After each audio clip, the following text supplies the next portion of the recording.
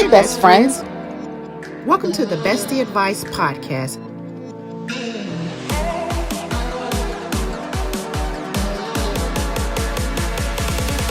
Where we discuss all things relationships.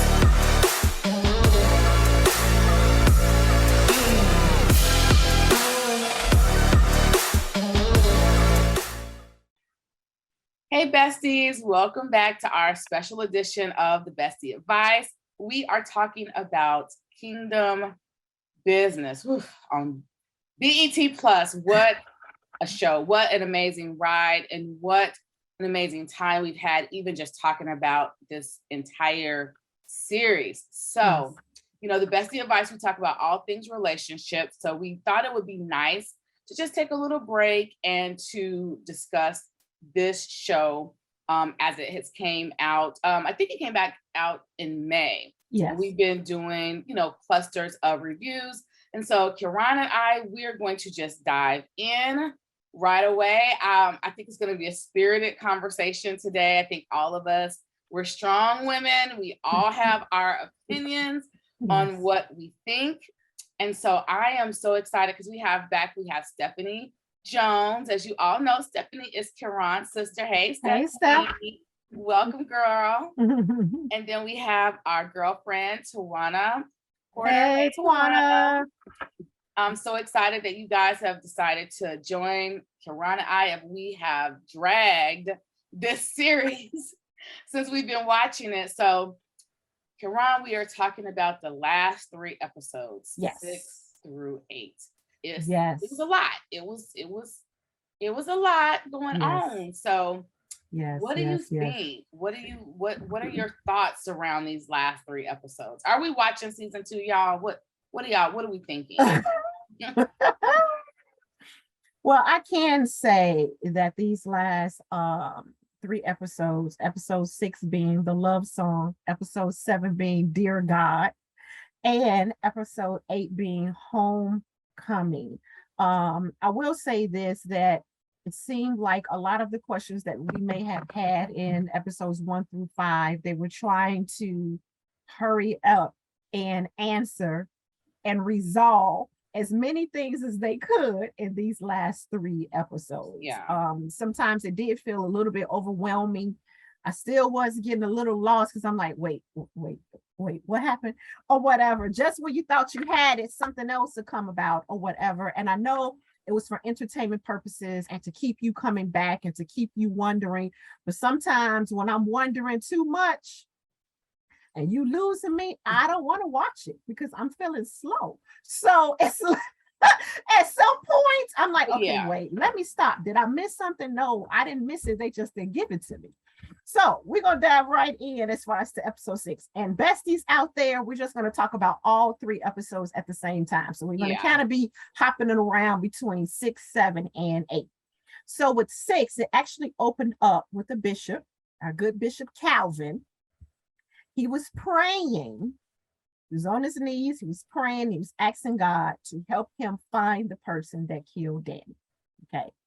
But what got me was that he was also praying about him and Danita, he and his wife, or whatever. Now, as you know, those who have been watching, their relationship is a little up, is a little down.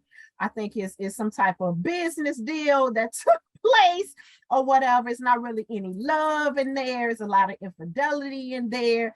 But I feel like he really wants this relationship. Yes, he may have got into it for the wrong reason, but I'm thinking now that he really wants to kind of mend things as far as with his wife, for him to be praying specifically for them.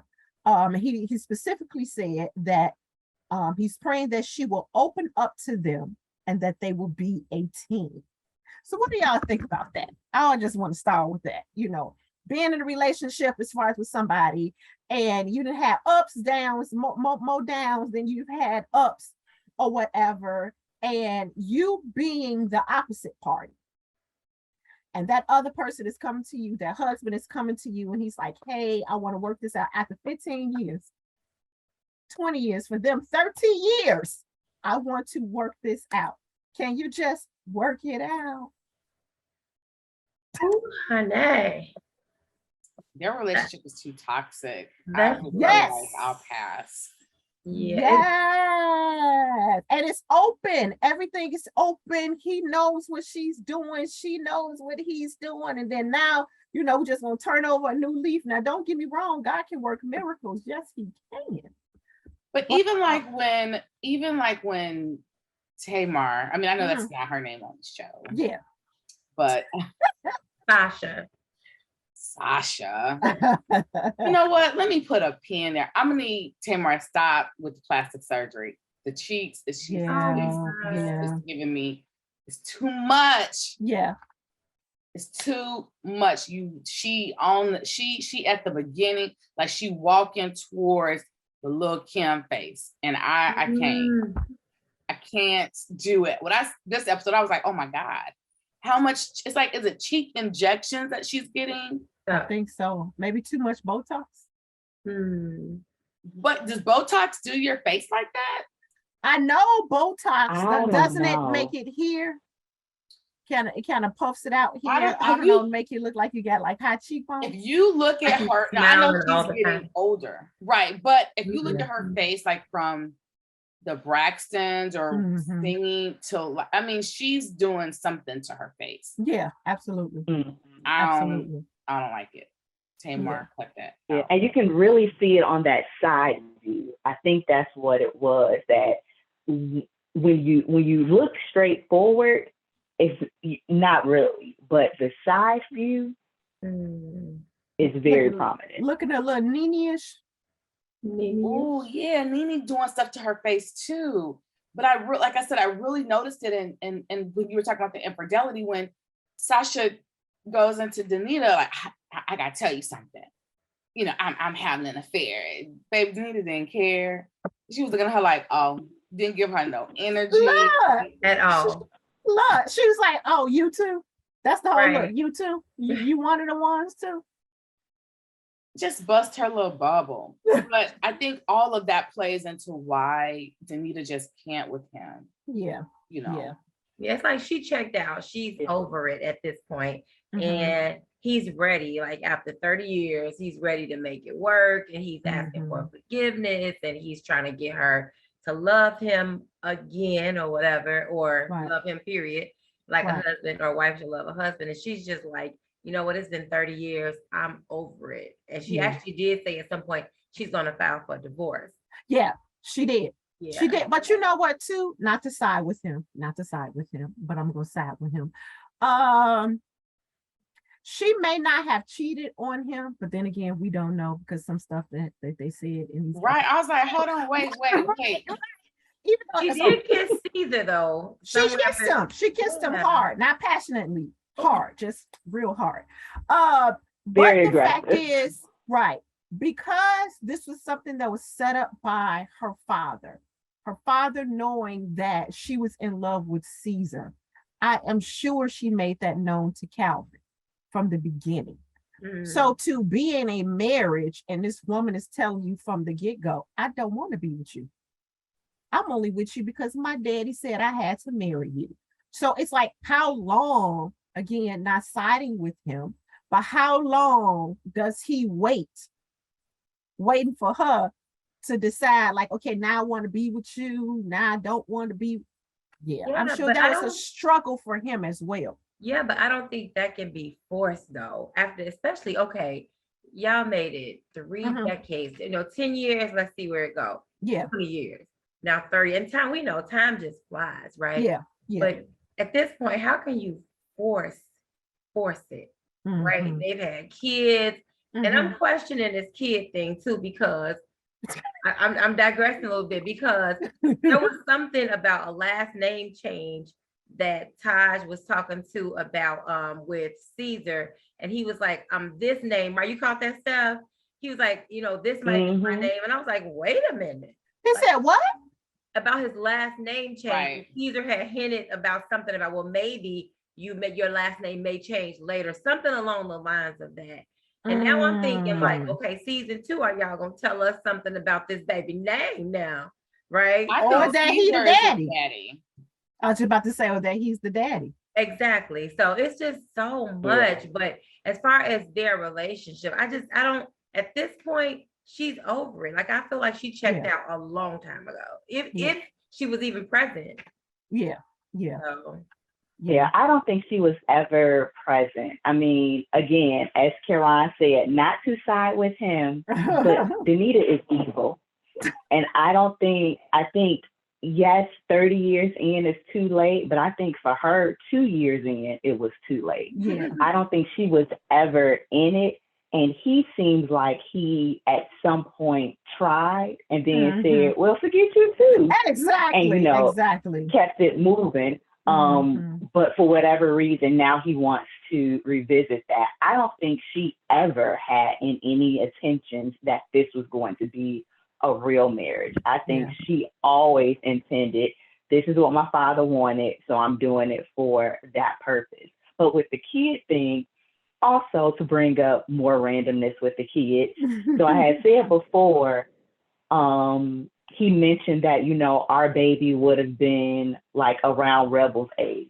But again, I think Rebel is Taj's age, and they have a whole kid before Taj. So that was the one thing. What are we doing with these kids? Right. And then when she was praying, Dwayne told her that the baby in her dream represented one of her children was hurting. So when she was in the bathroom praying, she was like, God, tell me which child is hurting. And then she said, I don't even know where they are. So I didn't know if she meant she didn't know where her 2 children were mentally, or are there some other children that she actually physically does not know where they are, because they never resolved what happened when she was pregnant before. That's what I was thinking. So we don't know what happened to that kid. I almost thought Rebel was Caesar and her daughter, because he seemed a little too cozy with her mother. And it could be. But I don't know. Because I was confused when she was praying, and I was, to me, common sense kicks in. Like, you got 2 kids.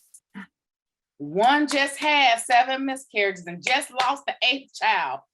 So, like, where your confusion coming in. This child, your daughter, is hurting. Like, that's what I was thinking. Like what you said, Stefanie, I thought the same thing when she said, well, I don't even know where they are. I said, oh, wait, it might be some more children she gave away or something like that. So, yeah, definitely have some holes there, and that they could have purposely, planted some of these seeds so they want to answer them in season 2 to keep us, curious to come back. But I agree, I was confused.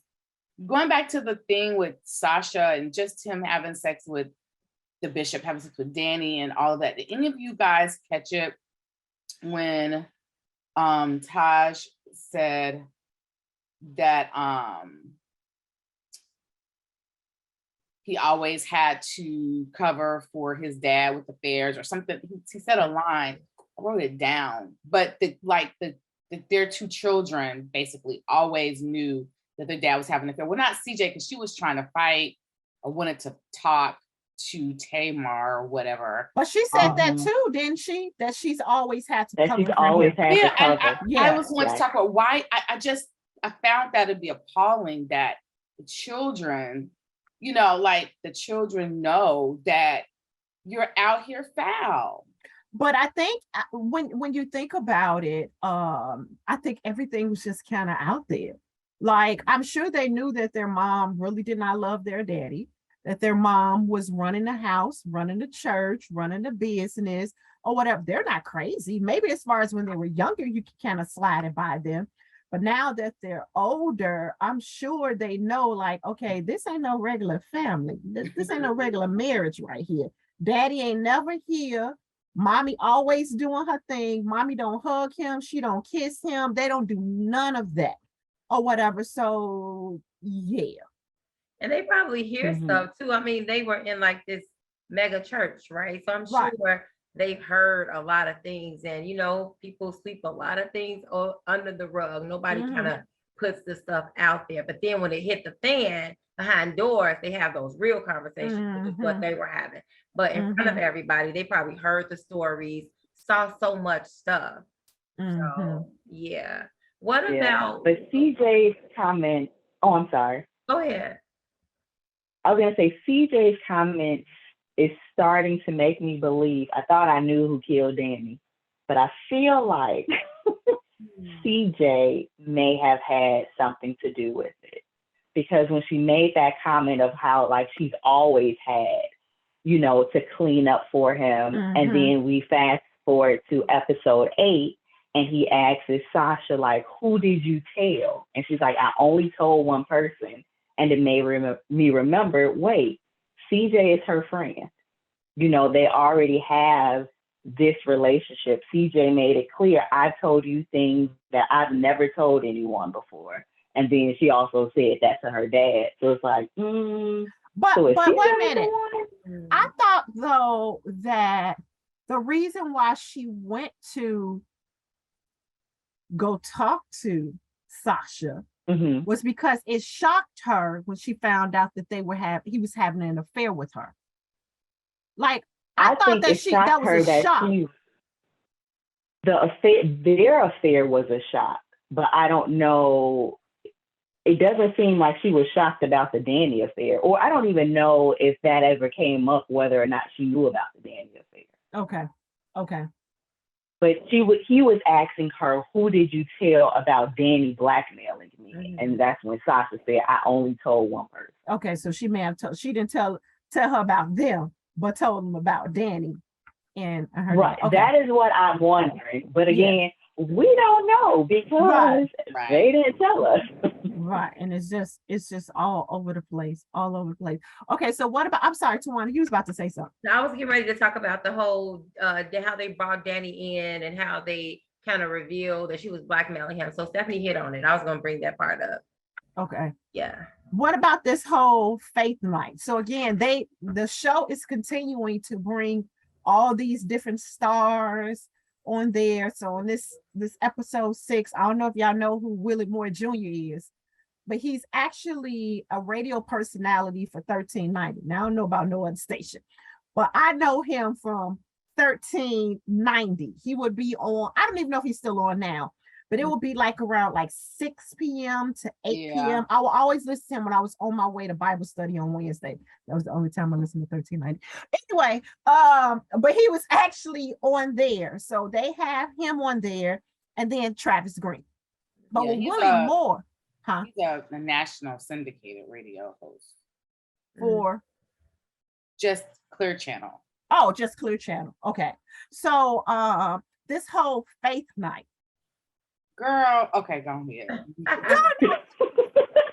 No, like, I guess he's hosting, this faith night. And faith night, I guess that's like this big, like gospel night. And, you got to get on the roster. And if you don't, then you're not anybody or whatever. And I guess in the past years, Danita has looked down upon this particular night of gospel. Right. And her son had been trying to get her on every year. But now you starting to become a nobody and you losing your clout. Now it's like, get me on there. Put my name on the program, as Brown say. Right. And throwing Essence name out there.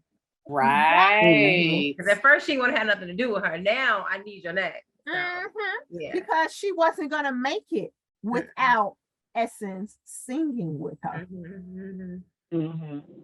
Now I do like that she brought up when she had this not romantic dinner with her husband, that how it felt that she's at faith night, but in order for her to get on, she had to bring a pop artist. And I thought I'm glad they brought that up, because there are so many people that it feels like in order for this to get on, you have to bring a secular artist in with you. And I'm like, but Faith Night, I thought when he told her it was because of the streaming, I was good with that. But then when he said, oh, you got Essence, come on, I didn't like that, because that is what is happening for real. That in order for a lot of gospel artists to be known, they have to bring in this secular artist. So I am glad she brought it up, but I was mad that she was so quick to volunteer her, like, oh, you playing the game too. I got you. Yeah. I guess it's that whole crossover in order to cross over. I was confused though. They song seemed a little. I got nothing. I was like, are they saying the N-word in this? Like, I was confused. Like, what were they saying? Did you hear it too? In what is her name? In Rebel song, she said it, and she said it very clear. I went to Google what is gospel because I didn't think it included the N-word. I'm telling you, and then I don't know. I was like, okay, gospel music can be a lot of things. You know, you have old school hymns, contemporary. Gospel rap. I love all music. Don't get me wrong, but where are we going with this? Like, I was like, what's and I mean, to be honest, I wasn't mad at the song. I was confused at why was this the platform to sing that maybe song. That's what it was. Yeah. That was my confusion. Even when I looked at the clothing, I was like, wait, this is Faith Night. That was like, this is our Faith Night attire. This is what we're doing. But yeah, Rebel song, I wasn't mad at the song. It seemed like a very odd place. Particularly, I will be honest, it was solely the N-word. I wasn't mad at the song, but when she said that, it was like, wait a minute. You know how it's like you in the spirit and something happened? It's like, wait, that doesn't go there. That's how I listen to that song because I didn't catch that. You caught that, Cameron? I didn't catch that either. Wait a minute. Is this in the Rebel song? I'm about to say, God, you make me sick. What was the name? Yeah. It wasn't God. The one. Lord, look, Lord. You get on my nerves. Yeah, that's what she said. But it's she said God. Yeah. Lord, you get on my song nerves. that she didn't know about until Caesar came and gave it to her. Right? Like, it was her words, but I think he like arranged it and put music to it. So I was confused of how she knew it by the time she went on stage because Taj just came in with the USB and gave it to Caesar. And Caesar said, you're going to perform this. And she knew the song perfectly. They so perfect that she can play it. Exactly. Interesting. And it's funny, even with things like that, as far as the message that it sends, I'm always about reverencing God, being respectful to God. I look at God as being the ultimate parent. He's the ultimate father, right? So when it comes to my mother and father, I gave them all honor and all respect.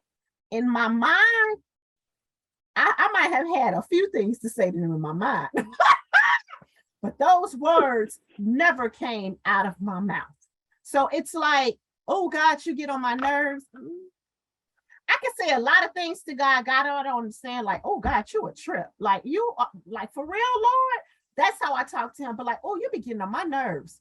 I would never say that. That's how I look at it. I'm like, I feel like, and it's just me. Everybody have their own relationship with God, only relationship.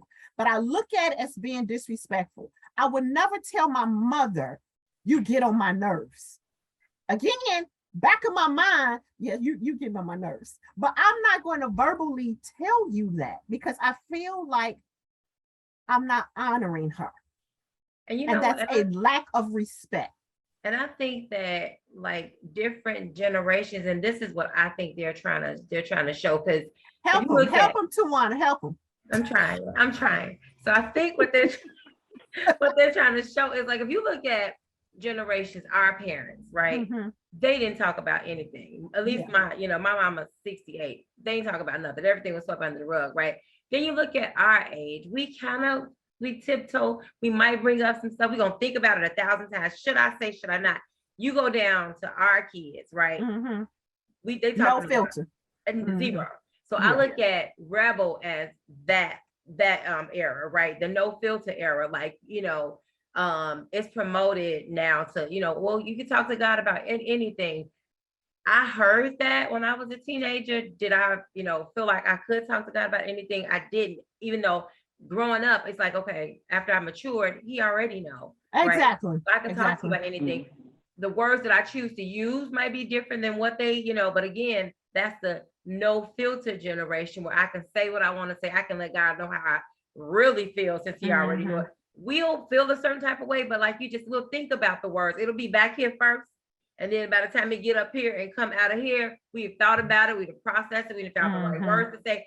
They're not doing that no more. So her, song, God, you get on my nerve. That's how I really feel. God, you already know, so you can fix it. I think that's what I was looking at it as. I was like, but maybe the words weren't our words, but it's a different generation. But you know what? And so again, I wasn't. I'm sorry. So no, here's the difference when it comes to saying what you want to say. I say what I want to say to God. When it comes to expressing my feelings, like you said, he already know. Why am I faking in front? Like, oh, I just love everybody, Lord. I'm struggling. I don't like her. I don't like her attitude. No, I'm gonna be upfront. I don't like, fix me. Okay, you ain't gonna get her. Then I'm gonna need you to get me. Yes, I am very clear. I am very transparent with God, because again, why am I faking in front? He already know. But as far as it's the reverence part, that part right there, because even when it comes to my mom, yes, I honor my mom. I can have transparent conversations with her, but I reverence her. So it's certain things that I want to make sure I'm saying it the right way. It's how I see it. That's it. I'm not holding back what I'm saying to her, but it's how I say it. So God, you get on my nerves. Wait. And then we're not saying, God, I'm not understanding what it is that you're doing. Like, you losing me here, like for real, you about to lose me here. To me, that's being transparent. But again, that's me. I think that it was trying to show like her, they were strippers, like street people, not street people. They were unchurched, right? So they don't know how to express their feelings other than you get on my nerves. I thought it was inappropriate, but I understood, like, okay, like what you said, Tjuana, it's just the age. They don't know. Yeah. And I thought it was inappropriate for the song, but also it wasn't meant to be a song. Danny wrote this in her journal. That's right. So I took it as this was Danny's prayer. Like, this was her private book of her, pouring her heart out to God. Whereas I don't think Danny was as unchurched as Rebel. Danny seems to have a she had a foundation. So for her, she was writing this in her journal, saying like, God, you get on my nerves. This is how I feel. There was probably, now I'm putting words in the mouth of the character who's fake, but there was probably no intention on her behalf that these words were going to be sang over a public platform. And I think that's where also the generational differences come in, that I can feel a certain way. I can say it in my notebook. I can say it in my textbook. But do I get on social media and say it? No, because you understand that everything is not for public consumption. So I think that is what this was a case of. Danny was talking directly to God. Rebel, though, took it as, oh, these are good words for a song. No, ma'am, this was her private prayer. I mean, you make a song out of my journal if you want to. I'm just saying. Right. Yeah. So speaking of that, transitioning to what you were saying, Stefanie, we find out that Danny was basically telling the bishop, I want my parents' money back. Like, run me their tithes back. So she was going to give it back to them. He wanted him to give it back to them. Right. But I mean, so she probably was writing those lyrics like that, my dad is sick, like all this stuff was going on in her life. and her parents are just tithing to the church and giving money to the church. And she like, oh, I'm mad because now my dad is in a situation where he needs, you know, this money. And now they gotta do the second mortgage on their house, you know, all these different life situations. And so she was upset. And so, you know, I'm just thinking about, she probably did write that down. But in this show, you know, she wanted the money. She did, but she has so much, probably has so much respect because he was, you know, he's the bishop, right? So she looking like, okay, you're up here, but you're doing me. Right. So how much respect do I have for you? Give my mom and them their money back. All of their money. All of it. Money. Right. He wanted all of it. Yeah, and that wasn't like over $500,000 or something. Yeah, it was 500,000. Yeah. It was 500,000. She said one lump sum. I have a problem, not just this show, but shows that portray the church across the board. It always plays into the thing of tithes and people like giving their last and everything to the church. And like, as a PSA, I need people to read their Bibles for themselves before they watch these shows to think that that is the way things are supposed to go. Because as she was, you know, talking to him, I wanted to be like, well, your daddy's stupid. Who told him to do that? Like, at some point, you have to take accountability for yourself and what God told you. Yes, this is the man of God, but he is still a man. So when she was saying the whole stuff, I was like, yeah, your daddy dumb. That's on him, and that's on your mama. Even when they pulled out another check, it was like, so y'all did not learn a lesson. You're just going to keep. That's what's so confusing to me, because they're like, yes, we want to bless you. You know, you were there for us.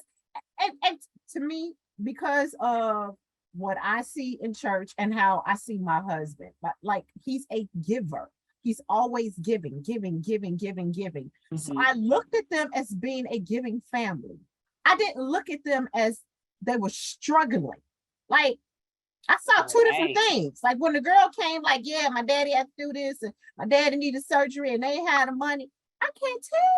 Like, and I'm not saying that they were supposed to walk around. What's the saying? Oh, you're not supposed to look like what you've been through. I'm not saying they needed to be walking around with rags on, but it seemed like they would have been smarter than that if it was such thing. You know, but even Caesar, as you know, I know he has a record label, but he's supposed to be a Christian in the show, and he's broke. You know, putting on the front that he got this money, but he's broke. You know, so like you said, Stefanie, I don't like how they portray the church. Like, you know, poor. It's like they're building wealth off the backs of poor people. Yeah, and then you know, you find out that Caesar doesn't have the money that you think he has. Again, it's like a black eye against the kingdom. Like all this stuff is just a lot. But exactly. Yeah. When they played that scene, all I saw was Martin. I don't know if y'all remember when Martin Mama joined the church and she started borrowing money. Leon Lonnie loved church. Yeah. And that's what I was like, so that's where we at? Like, when we're borrowing money just to get a Leon Lonnie love? Like, really? Is that what is going on here? I didn't understand it. And I don't, like I don't know, whoever wrote that scene, I understand what they were trying to do. But I was like, this is not realistic at all. Exactly. You really think, first of all, he's already had scandals. I don't think he was too bothered by this. Like, it has come out before. It doesn't seem like this is the first time that this has, you know, something has happened. So this probably is not the best person to blackmail, because he doesn't seem bothered by scandal. Because if you're bothered by scandal, you would change. But you would stop having reoccurring scandals. I think this particular scandal is different, because you're messing around with somebody in the church, one. You're messing around with faithful members of the church, two. And then she's a whole scripper with a C, not a T. 3. So this is not just the church secretary like Sasha. No, she's a stripper. She used to be a member of the church, probably born and raised in the church until she got to a certain age. Mm-hmm. And her mama and daddy are faithful members. You know this. So no, this ain't no regular scandal. Yeah, it would have been bad. But then I was like, it's gonna be bad for her. You know what you're doing is illegal. Mm-hmm. So are you really about to put yourself out there like that? Because in the video, we clearly see it's you. Mm-hmm. You can't submit this anonymously. We know who you are, Danny. But yeah, I'm confused. And random, but speaking on Danny, how did Rebel get Danny's phone? All of a sudden, she goes to the drawer and pulls out Danny's phone. She got it when they were at the hospital, right? At the hospital, right? I thought why would they give locker? That's from the locker when she got all of her stuff from the locker from the strip club. Yeah, but how was she able to go through it? Wouldn't it have been locked? They were best friends. You have your best friend code, man. No, you don't. No. So Danny was going home with no cell phone. Plug it up and scroll through it. With Irene, and she can't get to her phone, and she say, "Okay, I need you to go on my phone. My code is boom." That's just that one time. But I'm not set. I got my new phone. I'm setting it up, and I'm sending it to Irene. Irene, my code for my phone. No. I barely even do that. I barely even do that with Bruce. Now he does have my code. We're not that couple or whatever. Where it's like, I gotta have your code, you gotta have mine. No, but it's like, we're barely doing that. That's not my friend. Yeah. No. Yeah, no. And she was afraid of the guy who owned the club, or she didn't really like him. So you left your phone in this establishment where this man would have access to it. Yeah. When she pulled it out, I'm thinking like, if she had it on her when she went to the hospital, they would give that to her next of kin, which is her parents. Yeah. No, it was out the locker. Remember, she went to the locker. Mm-hmm. She went back to the club, and the club owner was like, were you here to clean out Danny's locker? Well, no. The club owner didn't know, because when he went to the locker, that's when he found out everything was gone. She went in there like she was going in to work, and she went right to the girl's locker and took it out. But I'm trying to figure out, though, why you left your cell phone. People keep their cell phones. It be like right here, right? I'm trying to figure out why you left it there the day before. That was a plot. That was a hole in Nate's script. Okay, that's what it is. All right. Mm-hmm. Even when she plugged it up and started scrolling, that was like, no. Yeah. When they were in that car on the way home, I could have sworn Danny pulled out her phone to show her lyrics to this song that she had made. Now you're going to have to go back to episode 1 or 2 to look. Yeah. That's what I said. I'm going to have to go back to see, because I thought they were talking about music and she had it. So did her angel go back? Like her spirit placed it back? Like, they were definitely talking about music, but I don't remember exactly what they were talking about. But I remember that scene too. Yeah, something about music. What y'all think about when when Rebel went to the house and the police chief was in there getting his freak on? He was so in euphoria. His eyes in the back of his head. He didn't even see her staring dead off in his face. I said, "Oh, that's feeling good to him, baby." Nope. I was distracted because I've been watching Basketball Wives, and I was like, Danny has on Jackie Christie's confessional wig. Like, they have Girl, on. Now I'm gonna have to go back and watch it. I'm gonna have to go back and watch it. She got on what? She got on what? Jackie Christie is one of the Basketball Wives. Right, that's like Jackie the wig she wears in her confessional. Oh my God! When she does her interview. That's it. I'm gonna go back and look at that wig. Speaking of wigs, what's her name? Rebel hair was always nice, always intact. I was looking at her hair. Now, Danita had on one that looked like it was about to clean pop off her head. I was like, why y'all? Why? It was the middle part one. And I was just looking like they could have just pushed it over a little bit. I'm like, why they got her out here like that? Rebel's hair was laid all the time. Right. I just wanted to just adjust it a little bit. I was like, speaking of wigs, since we were on that topic. What about y'all? But I was go ahead. I was going to say about the kiss between which I knew was gonna happen because I felt like Rebel and Taj had something that attraction that was there. Yeah. And they finally like had their little moment. Did y'all see that they kissed and stuff? That's when they was on the piano, right? I don't know. I forgot where they were, but they were talking about it, the performance after. And is that when the boyfriend walked in? Mm-hmm. I know. Mm-hmm. Yeah. I knew it was going to happen. I'm glad they practiced the kiss and it was not aggressive. It did seem believable. But all I could think about was, what kind of lipstick does she have on? Because it has not moved. Oh my goodness. It was a matte. It was probably a matte. Yeah. It was perfect, like unmoved. It's funny. And I just thought, I was like, oh, okay. So now, then I thought about, okay, here you got two people that really like each other. And I thought they were going opposite of his mom and dad. Mm-hmm. I thought that they were going to try to work it out. But then here come Essence with the I'm pregnant. Well, here's the thing. Well, I mean, he was deep in a relationship with Essence. If Essence wasn't pregnant, she wasn't about to let him go like that. But he was trying to sound like he was about to bust a move. Yeah, he bust her already. I'm talking about bust a move. Yeah.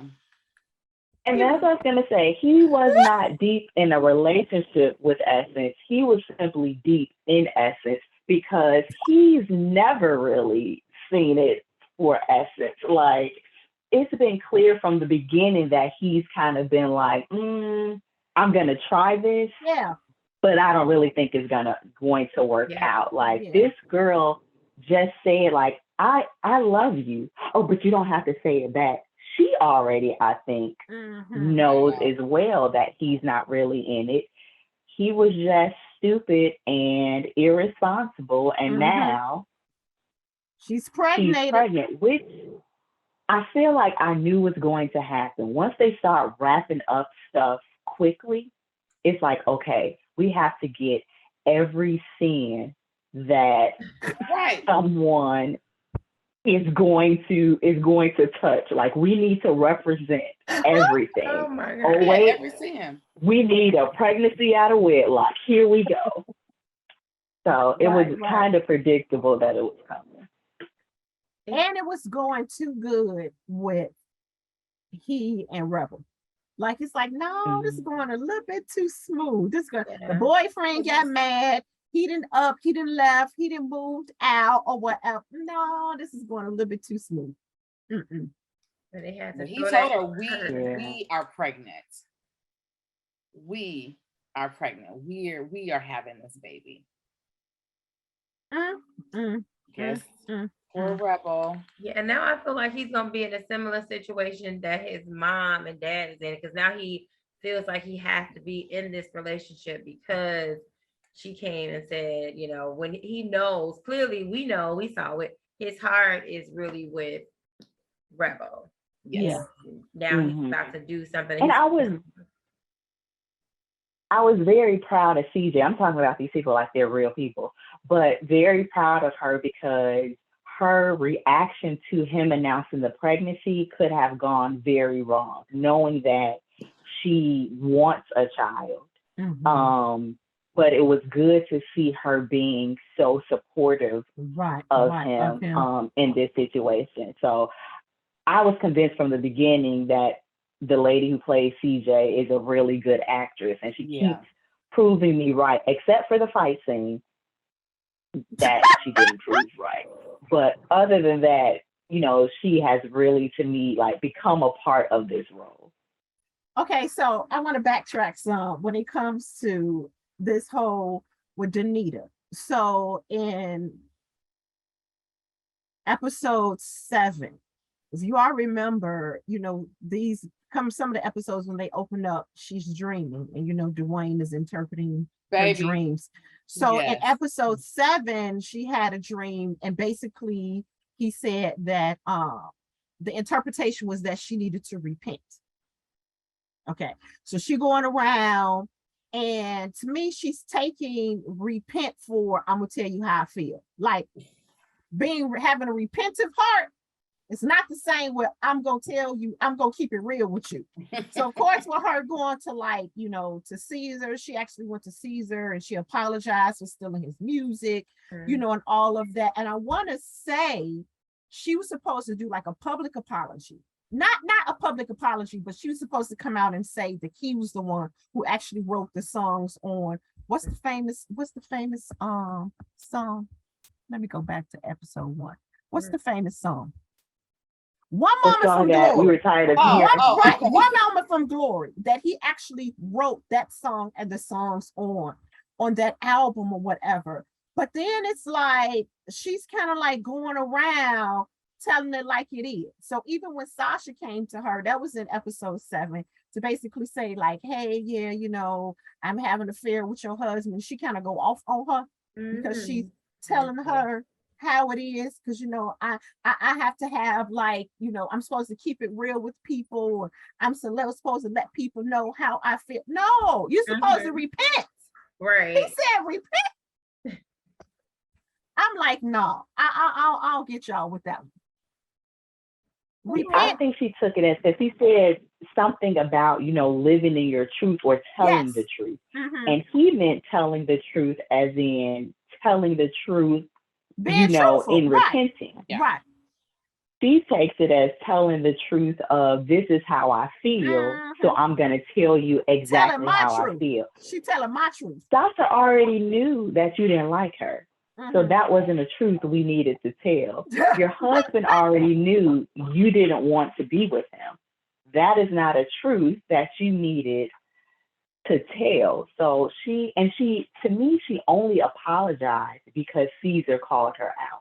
Right. I don't think she had any intention of apologizing until he was kind of like, "What is that all you got?"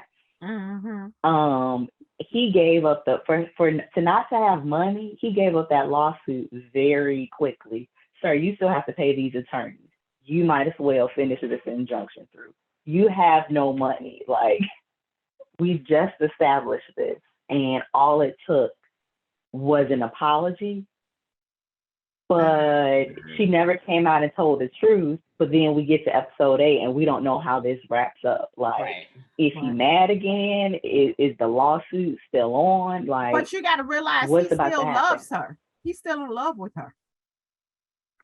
But why? From what we have seen from episode 1 to 8, I cannot pinpoint why. It's the history, because they wanted to be together from the beginning. So it's just one of those things, right? Yeah. Yeah. I think he knows that she's a meanie. She's evil, or whatever. God, just when me saying that word, I'm trying to think on, I think it was Why Did I Get Married? I'm trying to think, who is he talking to when he was like, you're just so evil? Oh, yeah. His wife. Was it Angela? Yes. He was like, you're just so evil. But it's like, I think he knows that she's evil, she's malicious, but at the end of the day, he loves her dirty draws. Yeah. Like, so then I guess for this to be a church show, I guess, like, is that the love story we really want to see? No. Like, that's what I keep thinking. Like, is this the toxic love that at the end I'm like, oh, I am so glad they got together. Like, I don't know if this is a representation of the love that God intended for us to have right. with, our mates or potential mates. So I need them not to get together, and I need him not to pursue whatever this is, because it's just all bad. Look. It's just all. I want to bring up something he said to, Rebel. So we have been talking about in earlier episodes regarding the gift? Like, does Rebel, Oh who, yeah. who determined that Rebel has a gift from God? Who determined that God wanted Rebel to sing gospel music? And it was funny, she came in the studio, and when he introduced her, he said, she's rude and she barely knows Jesus. And as soon as he said that, I was like, so why is she a gospel artist? So what are the requirements for somebody to be a gospel artist? If you can come in knowing the bare minimum about the person you're supposed to be singing about, why are we here? Like, why are we? I think they just heard her sing her voice. I don't think that, Yep. you know, which is why she gave them such a hard time. I don't think she sees it in herself. And I think the writers are just trying to say or portray the message that, you know, our gifts are unlocked by different people. You know, we don't know what our gifts are, or we have a gift of singing. Someone unlocks it and says, no, your gift is for God or whatever it is. And then, you know, then they go through their own personal journey. And I think Tjuana, we just talked about this. And then, you know, then all of a sudden they're anointed. Like, you know, I want to say, I don't even know if this is the right example, but you guys will help me out. Like, Leandria Johnson her voice is amazing.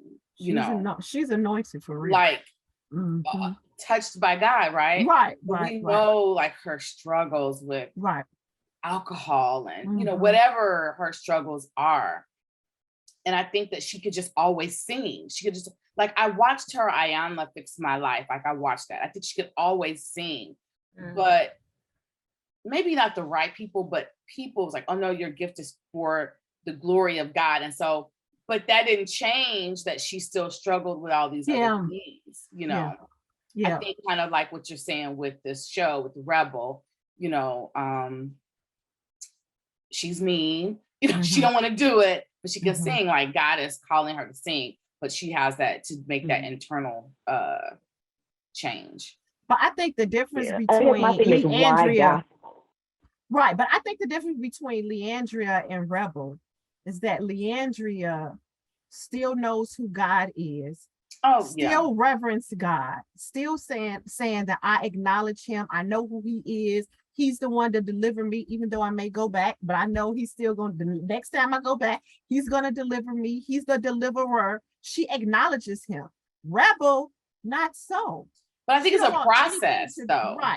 Right. But it's like right now at this stage, I look at, okay, they say she can sing, you know, she's supposed to be a singer. I don't get it. Okay. So she may be gifted to sing. Like, you don't have to know God to have a gift. Right. She may be gifted to sing, but because, and this is me, I could be all the way off with my philosophy. It's not considered an anointing until you submit that gift. Right now, you just gifted. You could just sing. But ain't no anointing on you. Where that's at? I think she's got to go through her own process. Yeah. You know, but and I think that's what sets gospel music apart. Like, you cannot tell me that Anita Baker is not gifted to sing. Absolutely. You can't tell me that her voice is not anointed, but it is anointed to sing what she sings. Yeah. Yeah. And I feel like that with Rebel of, you know, on the show, it's pushing her to be in gospel. But that's why I said, what are the requirements to sing gospel? Like, what are the requirements to say you are a gospel artist? And to be able to sing is the bare minimum. Like, that is the least, at least to me, that's the least of our concern. Right. You know, being able to sing just got you in the door. Exactly. Yeah. What else are we getting? Like, I do appreciate, I like her songs as we're going along, but as we said earlier, or as I said earlier, I don't feel it.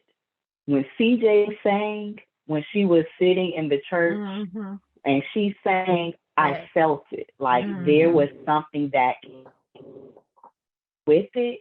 And I think at this point, I'm tired of them pushing Rebel of this anointing. You have this, you have this. Says who? Like, who are you? Maybe I need to question your anointing and what God told you this. Yeah. Because, but like I said, when he said she's rude and she barely knows Jesus, it was like, wait a minute. That's how you know too that it's really a money. Remember, this started off as a money thing for Caesar. You know, it's about him, you know, making some money right quick. Oh, your mama sang, because remember, you knew who she was. Your mama could sing, you know. So if your mama can sing, you know, you can sing or whatever, and maybe she would have made it, or she can make it like an R&B. But I don't even see that. But even with CJ. The reason why, and CJ is not a singer. She's a director. She writes songs. But because of her relationship, she knew who she was singing to. That was her cry out. Right. The other girl talking about, God, you get on my nerves again. You telling somebody else's story. You're singing somebody else's words. It's coming off mean and harsh or whatever because you don't have a relationship with it. I think it's the lack of relationship. Yeah.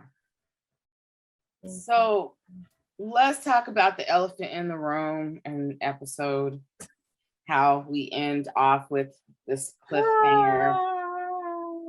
And this is when I said it just got on my nerves. You know, this bishop. It had to put the bishop title on it. It can be reverend, minister, elder, you know, right? Right. How he gets up and he does this whole apology in front of the church. Never once saying the girl's name or anything like that. Just, you know, someone I just did their funeral, whatever. That's it. But the whole ending is just it's just against the gospel. Like it just blew me. It blew me. So now, you know, the bishop is sorrowful of all his, you know, affairs and this situation. And you know, I had to rewind that scene, y'all, because I just, you know, Kirk Franklin sitting in the audience. I know he wasn't Kurt, but I'm just looking like, what is he, the angel? And like, Dwayne sitting in the audience. Is he watching the judgment? Like, is this his prophetic word coming to pass? You know, all these things was going through my mind. But I did like the fact that they would have the man of God. And again, you're talking to a church girl. Do the ultimate in front of the congregation. Now we know it's a cliffhanger. We don't know if he did it or not. Right. But even if you don't play with me like that. Exactly. But you know what? No, what got me was that if you can recall, he was in his office again on his knees, praying. Right. And he ended his prayer with, look up, thank you. Like God had just given him an answer. Now he could have been praying about something totally different. But for him to look up, say thank you, get dressed, put your whole robe on, leave out. They show the drawer. We knew he already had a gun there because they had showed it before. And the gun is gone. It's like, wait, pause. I know you ain't trying to say you got permission from God for that. Because that's what I'm getting from it. Like, initially when I saw the empty drawer, I thought he realized who had something to do with Danny's death and was going to kill them. It wasn't until he got in the pulpit and it was like, wait a minute, that's not what's happening here. Right. So I thought it was going to go a whole nother way.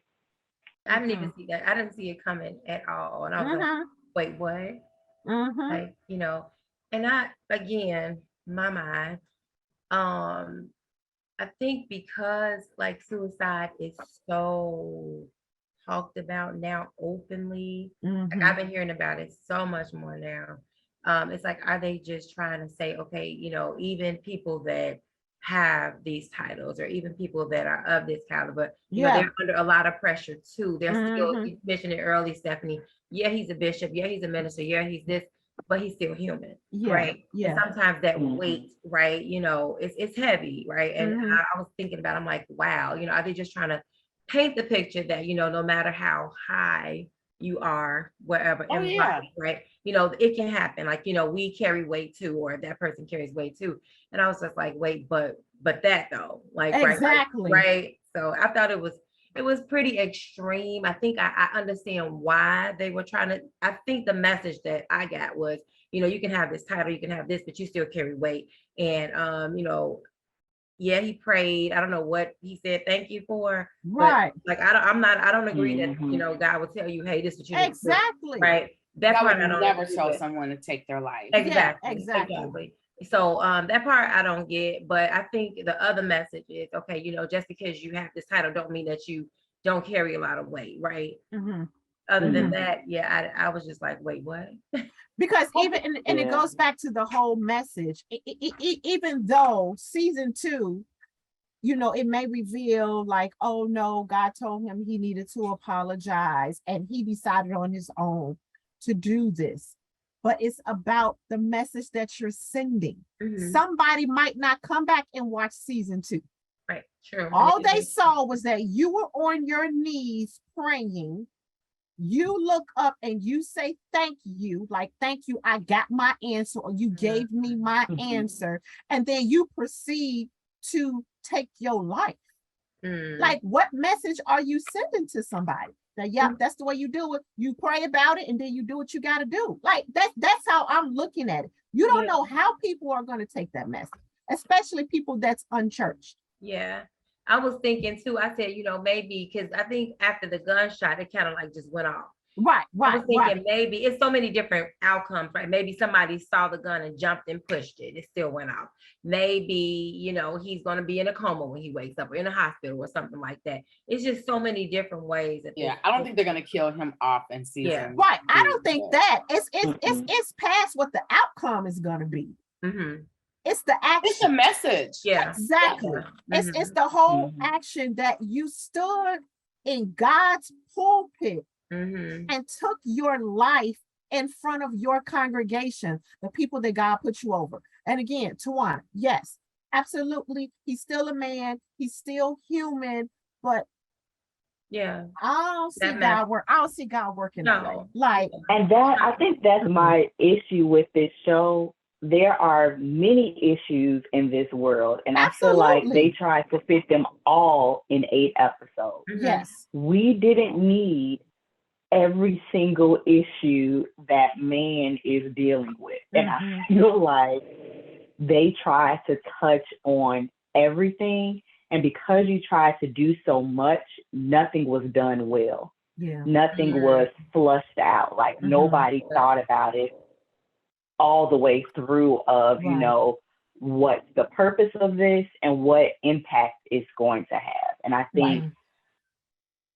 it takes me back to who is this show meant for? Because if this show is meant to bring someone to Christ, they did not accomplish that. Now, if the show was meant simply for entertainment, we're cool. Like, we got what we goal was reached. But because there were so many things brought up, but not resolved, it's like, well, where do we go from here? Because I thought they were addressing the depression issue with CJ. And, you know, showing her how she was evolving through it. So I don't know why they needed to kind of show that same issue in a different way with the bishop, because we were already addressing that. And we don't have to address everything in 8 episodes. I was just about to say no purpose for that. Because even with the bishop, I'm like he my bishop. Even with the bishop and CJ again was dealing with depression. That's suicide. He didn't look like he was depressed at all. Now, he could have been depressed of how the relationship was going, but it didn't seem like his issue was depression. He struggled with the fact is this girl that you've been creeping around with was killed and you felt responsible. That was pressure. I don't think that was depression. Right. But I'm with you. It's like, why does all the shows feel like they got a touch on every single thing that's going on in society? Like that's what I don't understand. If you want to talk about the church, focus right here on the church. You want to focus it on music in the church and a few of the issues or a few of the things that's going on. Just do that, but it doesn't have to be so widespread. And it is about the audience. I don't think they're trying to reach us. They're trying to reach so many. They're trying to reach. Yeah. Yes, they're trying to reach everybody, but you got to be careful with trying to reach everybody because of the message that you send. This one sent the wrong message. Like this will never make it on PureFlix. Y'all know well, they're trying to reach the BET. Do y'all know what PureFlix is? No, y'all know what PureFlix. Yeah, no, they're not trying to get on PureFlix. No, I said it would never make it on PureFlix. No. PureFlix is straight up Christian. Oh yeah, I ain't like no cursing. Ain't no. If somebody act like they was about to have sex, you just go see them kissing. That's it. And it could be a whole husband and wife. Like it is straight up and down. They got some good shows though. A couple. Real good. I like it. And yes, but it's for real Christian shows. There's a way to address suicide. Like suicide is something that should be addressed, even in the church setting. Absolutely. But my issue was there was no resolve. Like some things you can't just throw out there and then leave it. Why? You have to have some type of conclusion or some type of lesson or something. Like that's not a topic that you cut the show at. Right. Especially now and with today's society, kids are copycats. They are not original in their ideas or how things go. So if you don't give a resolve to it, they just see, oh, he said thank you, he did it. It's very fine. Tyler Perry-ish show. Like I just So you said the play? Yeah, it's real Tyler. I mean, it was very shocking that it would end that way. And like you guys said, we're definitely not the audience he was trying to reach. He wanted us to watch it. He wanted us to be entertained. They want us to be like, oh, what's going to happen and all of that. But like you guys said, sometimes, people are influenced. And then it's like, why is it always a black eye on the church? And that's the thing I think that bothered me is like, you want something that's going to feel good. I don't think they wanted this to compete with all the other Netflix shows, with all the other, they wanted this to compete with that, where people would be like binge watching it. They want to watch it again. So I get that. But like I said, I started getting Empire after a while. Like that's maybe because Homegirl was in the show, I don't know. You said two of the girls was in it, right? Yeah, and that's what I just like, okay. Because I used to love Empire in the beginning, and then after a while I was like, what am I watching? I don't like it no more. Right, after Lucius memory, after his memory, that's what it was. Memory. He lost it and got it back. Right. I was done. But you know what? Here's one more thing. Go ahead, Steph. Oh, go ahead. I was gonna say, while we're talking about unrealistic things, what about Rebel and her? She got mad, she got drunk, and then now she's gonna get baptized. How we rushed through. Her soul was going to be saved in a matter of 24 hours. Right. Wait a minute, and then you said which one? And she backed out. Yes, but then it's like reality, quote, reality sets in. Remember, she comes outside and the two girls walk up to her and they're like, is that you, Rebel? And she's like, yeah. And she's drunk or whatever. They was like, no, we want to just tell you. I said, I know y'all not about to say she saved your whole life. And sure enough, she's going up and stuff. Y'all didn't see her just throw up in the garbage can. Y'all know this girl is drunk. It's still in her face. Yes, I just want to say to you, after Oh my listening to God. you, you saved my life. And I'm sitting up there like, y'all know she drunk right now, right? Y'all don't see none of that. But no, here's the thing. This is what got me. I'm gonna read what he said. The next day when she goes back to Caesar, right? And somebody videotaped her. So he's watching the video and he having her watch the video, and he's telling her she has to do something basically to get back into good graces with the Christian community. So he says to her, the gospel community cannot distance themselves away from her fast enough. Basically, since you did this, they not gonna support you no more. They trying to distance themselves like quick, fast, in a hurry. So my thing is that how they view us as Christians? Like the whole what is it? The cancel me? Like we the cancel me culture. You do one thing and we turn our back on you. You ain't saved. You ain't saved. Like that's how they did Erica Campbell, and she just wore a dress. But if we are that critical, how did she get in the first place? Right. Because she would have never made it in the door. So when he said that, it was like, oh, she was in? She was good. Like, what was the accent? Yes. Where the Christian or gospel community said, you're one of us. And I do think, like Irene said, it is very critical. Anything you do, you can be set out. But what did you do to get in? What did you do to earn that, respect and that title? You ain't never made it in. She never professed to be saved, sanctified, filled with the Holy Ghost, and fire baptized. Not one time. But I just don't like how he made it seem like, oh, no. You made that one mistake. Oh, it's over for you when it comes to the Christian community, right. The gospel community. Yes, some people past the gospel community. Black people will cancel you. White people will cancel you. Whatever may be going on. Sometimes we can't be the cancel you, cancel me, the cancel culture. But when it comes to church, it's like, why y'all doing that? Like, again, the message. Like, no, okay, she made a mistake. She got drunk. What? We should be praying for her, right? And I said, oh my God, I ain't gonna buy not another album for her. Did you see her? We ain't gonna be able to listen to her anymore. No. I think I would have rather him approach it from a business standpoint, that as an artist, you have done something wrong and we need to do that. And I guess that's what I thought this show was going to do, show us the separation in how to handle the church and how to handle church-based businesses. Yes. But it tried to put everything together, and you can't be the same person at church on Sunday as you are and work on Monday in some aspect. Right. You carrying Jesus everywhere. Right. But there should be different approaches. So I thought he was going to come from an aspect of you are artist.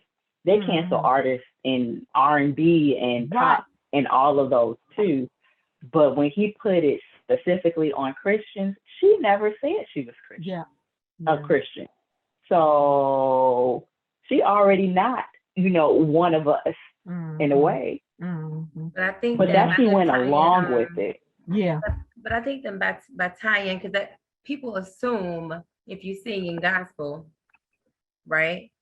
For the most part, if you're a gospel artist, that you have a relationship. But she came straight in off of her voice, right? Just her voice alone. So that's how she started. For her, it was about strictly business. Yeah. And the show is called Kingdom Business. Her part was just the business, right? Right. She wasn't about the kingdom business. So yeah. Interesting. So y'all, what do we think about the series as a whole? Does it really represent the church? Absolutely not. Whose church? But just asking the question. Okay.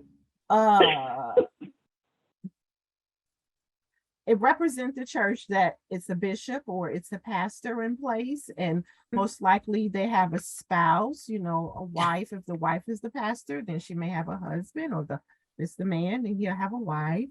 They have children. It's a music ministry. Yes. Yes, there's some issues that may be going on there, but I don't believe that this is for real church. Not any churches that I've seen.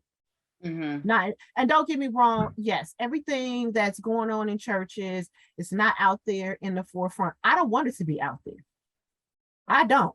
I don't want all of the church's business to be out there on Front Street. I don't. Take it to the Lord. Take care of it. God, cover whoever it is, cover that particular ministry so it won't get out there to the world. Right. That's just me. Right. I do believe that, yes, it does represent some issues that are going on in church. But you just put us out there on Front Street like it's in everybody's church going on right now. Whatever one you cross, whether you go to a church in Atlanta, in Chicago, in DC, in LA, you're going to have these same issues there. I don't think so. Right. Yeah, I think it's something everywhere you go. Like you were saying, Karen, I think the title itself, after watching all 8, it just seems like to me that it was more about being loyal to the business more so than the kingdom. Yes. Right. And that's what when you put them two together, it's just like it was a big clash, right? They were in the church and they operated like a business, which, a lot of churches do operate like a business. But I think that everything, especially like with Danita and her husband, it was like strictly, it wasn't that, let us have this marriage and work and, be a team or whatever, build together and actually truly love each other. It was like, nope, everything we do goes back to the business. Right. And I think that kind of followed through. And even the way it kind of ended with Taj and Essence, I want to be here, but nope, I gotta do this or whatever, because this is what I'm caught up in now. So it's like being loyal to the business or whatever. So yeah, I don't know. That's just what I got. Yeah. I think it's funny that I know that we focus on, does the show represent the church? So I probably should have did this when we started to read what the description was of the show. And the description is a behind the scenes look into the world of the gospel music industry. But I think it shows that the show did not do a good job at focusing on what they said the purpose was, because we are 4 individuals and we saw it from the aspect of how they represented God's house. Yes. Because they put so much of the church and so much of that there. If this was a show about the gospel music industry, then I really don't have a critique, because I don't know what the gospel music industry is like. But yeah, it's almost as if whoever was writing saw that was the objective, but there was something that they wanted to get out there, that they were upset at the church, that they see something in the church.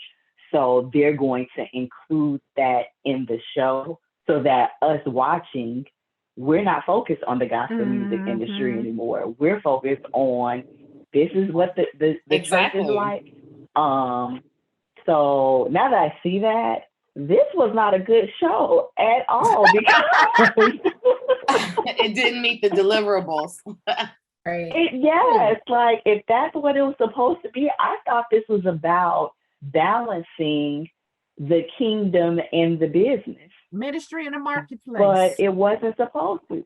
Yes. Yeah. But it actually was not supposed to. So. And if it was just about the gospel music industry, why did you even have to have a pastor and first lady? It could have just been a group of just or that could have been secondary. That same. That could have been secondary, where they would have been focused as the executives, and that happened to be a pastor and first lady, and never dealt with the church. So I agree. It didn't miss the mark. Wow. So because even the whole thing with Danny wouldn't have been the same, because I would have seen her sleeping with the music executive, exactly, not the bishop of the church. Yes. Exactly. Yeah. Exactly. Yeah. Because I didn't like the scene even when, she slapped the bishop and all. I mean, it was a lot of stuff that I saw that I just felt like, y'all, you reaching, but I think overall, the show, now that Stefanie has read the description, did not meet the mark at all. Mm-hmm. So what would we give this series overall between, if we had to do 1 to 10, 1 being like the weakest and 10 being the strongest? Well, our church glasses on or no? Which, and now that we know the real, what the description is, I'm still at a 6. So I'm still at a 6. Well, do you have your church glasses on or you took them off? No, they still on. They still on? Let me take them off. 6.5.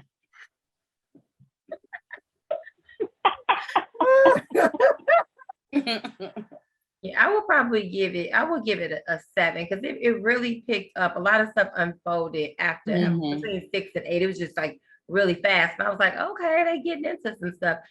It was some issues, but I would say probably a 7. That's with your church glasses on or off? I think I got one lens on and one off. One lens on.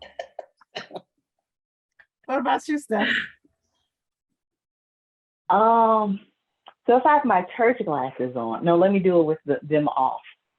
I'm going to give it a good 5 because first episode, I need resolution. Like, I need you to tell me how certain things end.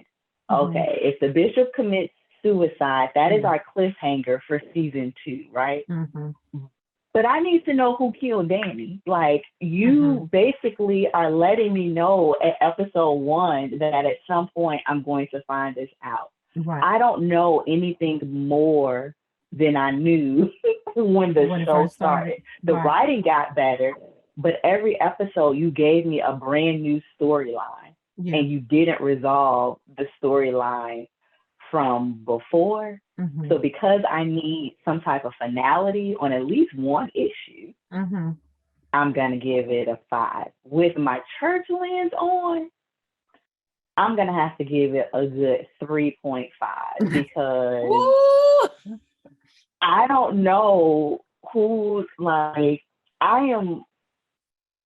for the number of gospel artists in this show, if this is about the gospel industry, I am wondering, are you saying this is what you see in the industry, or you just saw an opportunity to turn or make people think this is what's happening in your industry? And if we can sell out that easy for a show, you can get a 3.5. For me, I'm gonna take the church glasses off.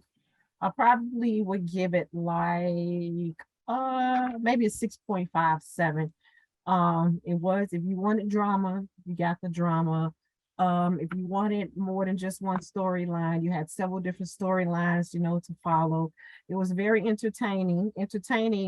I'm gonna say, to the aspect, the bad acting can really be entertaining. But it's like they did try their best in these last 3 episodes to answer as many questions that they could, but at the same time it was more cliffhangers. It's like as they were closing chapters, they was opening a bunch of them up as well. But with my church glasses on, I only can give it like a 4. Because I do not believe that it represented the church at all. So I did hear Stefanie's description, but I'm gonna act like I didn't hear Stefanie's description because from the beginning you focused on church. It came in with you focusing on a pastor, his wife, the church, and they just so happened to own a record opening label. scene, right? So if she didn't read that, I would not have known that this was supposed to focus on the music industry. So because that's what you started off, and that was the direction you were going in, and you kept down that same direction for episodes 1 through 8. No, I only can give you a 4. I do not believe you represented the church. It represented the church well. And yes, we're not perfect. As Stefanie has said, and I believe maybe 2 episodes before this, she has said that the church, it's a hospital. It's where sick people are. It's where we come to get healed, where we come to get delivered, where we come to receive answers. We know that, but don't put all our business out there like that. I agree. It's like, do not put our business out there like that. What you do not understand, go to God about it. That's just me and my opinion. But besties out there, we want to know your opinion as well. What did you think about this Kingdom Business series? Was it as exciting to you or no? Was it drama filled or was not drama filled? What are your thoughts on this series? We want to hear from you. Drop your comments below on our YouTube page, and please do not forget to like, share, subscribe to our YouTube channel, and also through our social media pages on Instagram through the Bestie Advice. One word, the Bestie Advice. We want to hear from you. And as I always say on every episode, please do not allow this series to change your mind or to put your mind about the church.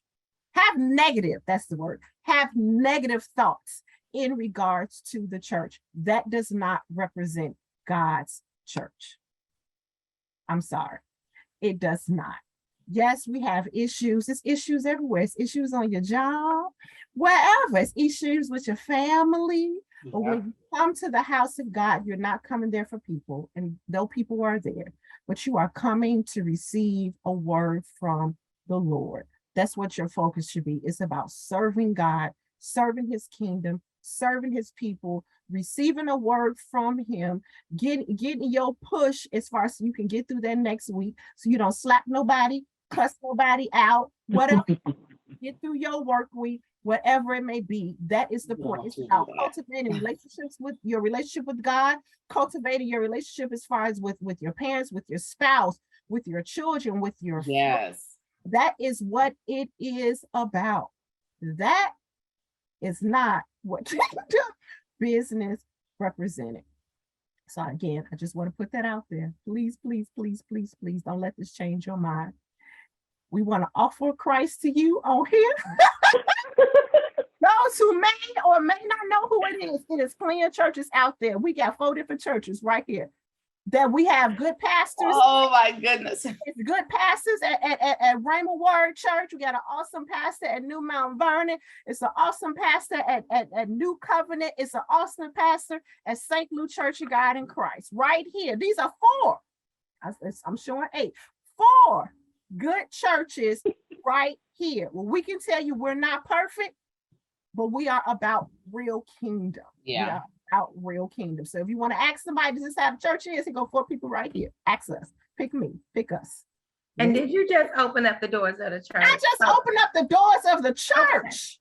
Okay. That's all they got to do is just say yes. All you got to do is say yes. All you got to do is confess with your mouth and believe in your heart that God raised Jesus from the dead, and baby, you are saved just like that.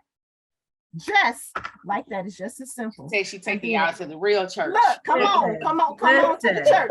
Because even y'all gonna make me go there. Even after you say yes, I am saved, you still need to make sure that you are coming to church, that you are building relationship. That's the only way you're going to be able to survive. People may say, all I need is Jesus. No, you need people too. You do. You need a pastor. You need a leader. You need a shepherd. Yes, you do. Don't let nobody sway you the other way. You need a pastor, you need a leader, you need a shepherd, you need your brothers, and you need your sisters in Christ. Can I get a witness, y'all? Amen. Amen. You got a witness, girl. So besties too, out there who looking for a church home, you can drop your information right there. One of us will contact. Absolutely. And you ain't got to come to our church, but we just want you to be somewhere where they are teaching the word of God. They are believing, they know who God is, they believe in the Father, they believe in the Son, they believe in the Holy Ghost. Yes. That's what we want to direct you to. So we love you, besties. We thank you again as far as for joining us for another episode of our special edition of the Bestie Advice, talking about kingdom business. If you have not watched it, please go out there and watch it. Again, take off your church glasses. Just look at it as a comedy, as a drama, whatever it is that you want to do. And then let us know your thoughts. We love y'all. And it still might not be good. Still might not be good. It's still not big, but Kirk Franklin on there, y'all, and Yolanda Adams and stuff like that. Yeah. So if you just want to watch it as far as for the stars, just go ahead and watch it for the stars. Whatever floats your boat.